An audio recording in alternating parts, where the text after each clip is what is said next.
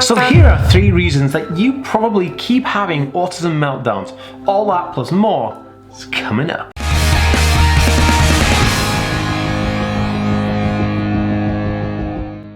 Hey guys, welcome back to the AspieWorld. My name is Dan. I have autism, ADHD, OCD and dyslexia, and I make weekly videos on this type of content. So if you're new around here and you'd like to learn more, remember to hit that subscribe button by clicking the notification bell down below. And if you're watching over on Facebook, be sure to give this page a like and a follow to see more videos just like this one. Okay guys, what is going on? Welcome back to the AspieWorld. Boom! Different thinkers, the only place where we think differently daily. How is my different thinking fam? Hope you are all good and everyone is having a blast during this whole crazy time. This video was shot during the whole COVID pandemic thing, so yeah, it's I hope everyone is doing well.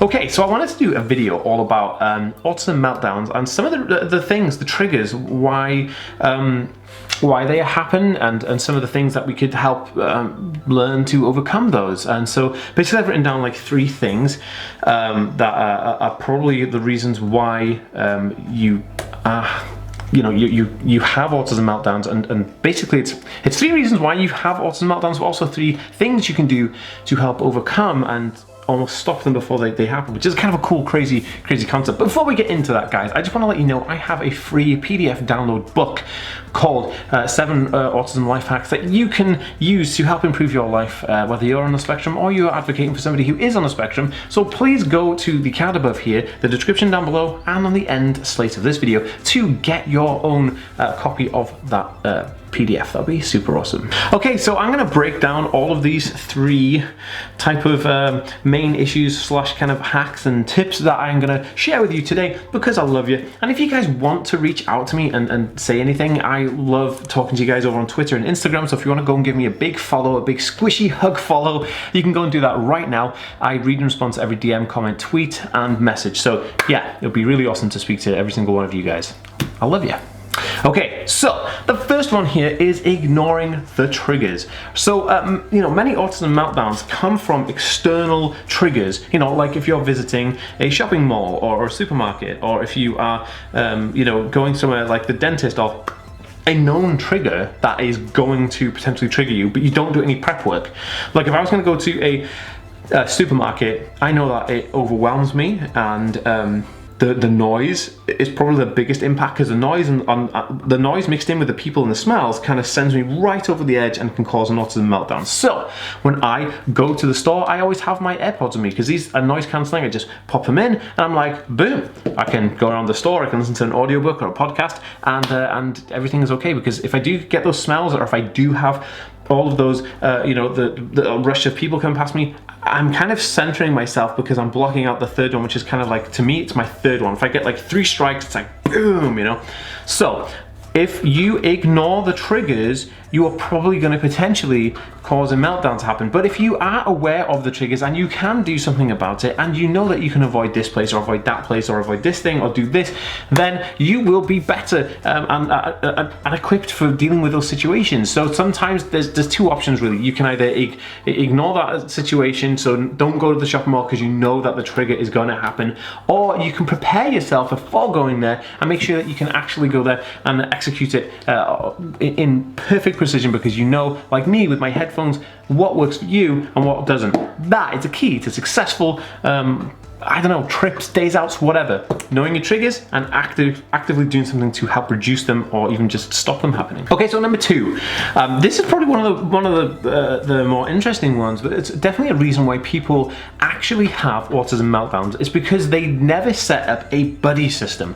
Now, I talk about buddy systems all the time, and I love buddy systems. I use buddy systems, and they're very, very simple. Like, let me put this in perspective. When I travel around the world, I have a huge issue with logistics, planning, following lists, following structure. All of those things kind of are too overwhelming for me, and they're so overwhelming that it causes anxiety, panic attacks, and then come into a meltdown, let alone being in an airport full of people, let alone going on a plane for 10 hours in a small confined place with other people who are going to be like, there's different smells, there's different things going on, you get into turbulence, you can't sleep, it's awkward. You can just imagine all the stuff going on. But I buddy up with my main man, Alex Watts. Now, Alex Watts, you guys may have seen in other videos and vlogs when we did stuff at VidCon. He has ADHD, and he's also a really good friend of mine. He's probably one of my best friends, and probably is my best friend. If he's probably watching this, yeah, he's gonna say he's my best friend. But yeah, but he's also my traveling logistics manager. So he travels with me when I go to like America or anywhere really in the world. We've done a few vlogs, and they're super awesome. I'll try and leave a really funny one that we did over when we were in Spain. I'll leave it in a link above here on the end slate, so you guys can check that one out.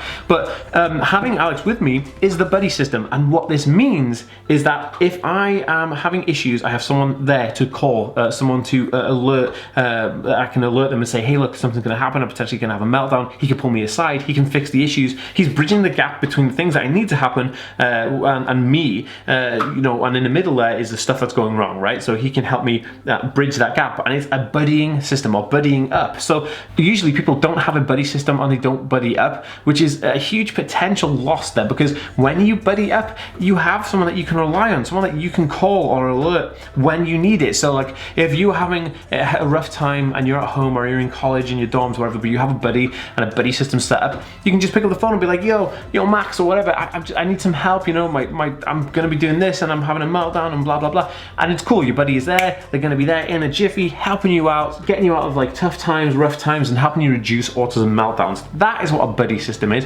and that is how a buddy system should work.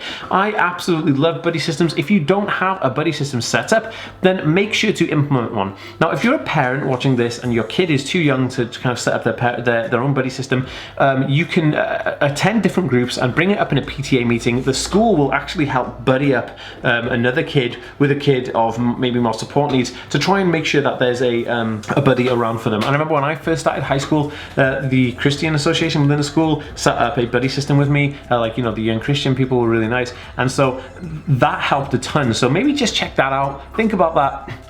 Buddy systems are the way forward, I can't tell you enough. Okay guys, so number 3 is reaction time.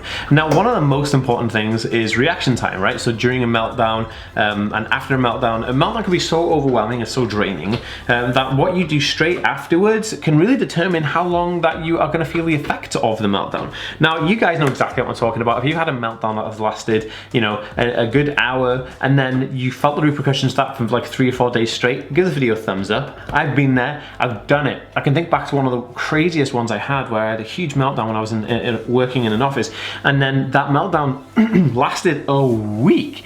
And the reason it lasted a week is because what I did directly after having the meltdown, once I've calmed down, is I just kind of sat there and wallowed in self-pity, and I looked into myself and I was thinking about it and I was dwelling on it, and it never resolved itself. Now, what I like to do in these situations is when you have a meltdown, what you want to do, because a meltdown's a negative thing, what you want to do is you want to, as soon as the meltdown is finished, input a very positive action of something you like. So you're replacing that negativity or capping the negativity with something positive.